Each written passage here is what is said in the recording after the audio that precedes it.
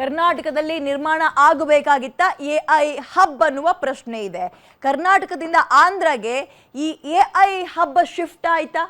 ರಾಜ್ಯ ಸರ್ಕಾರದ ವಿರುದ್ಧ ಜೆಡಿಎಸ್ ಇದೊಂದು ವಾಗ್ದಾಳಿಯನ್ನ ಮಾಡ್ತಾ ಇದ್ದು, ರಾಜ್ಯದ ಕೈ ತಪ್ಪಿದ ಗೂಗಲ್ ಎಐ ಆಂಧ್ರ ಪಾಲು ಅಂತ ಜೆಡಿಎಸ್ ಈಗ ಟೀಕೆ ಮಾಡ್ತಾ ಇದೆ. ಕಾಂಗ್ರೆಸ್ ಸರ್ಕಾರ ಬಂದ ಮೇಲೆ ಬೆಂಗಳೂರಿಗೆ ಒಂಥರ ಗ್ರಹಣ ಹಿಡಿದು ಬಿಟ್ಟಿದೆ.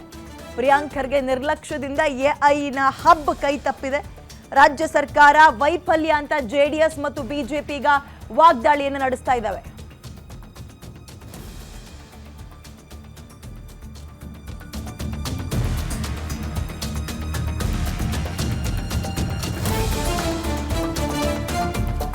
ಓಕೆ, ಈಗ ಜೆಡಿಎಸ್ ಅಂದ್ರೆ ವಿರೋಧ ಪಕ್ಷಗಳು ಆರೋಪ ಮಾಡ್ತಾ ಇರೋದು, ಇವ್ರುಗಳ ನಿರ್ಲಕ್ಷ್ಯದಿಂದ ಗೂಗಲ್ ಕರ್ನಾಟಕ ಟು ಬೇರೆ ರಾಜ್ಯಕ್ಕೆ ಶಿಫ್ಟ್ ಆಗ್ತಾ ಇದೆ.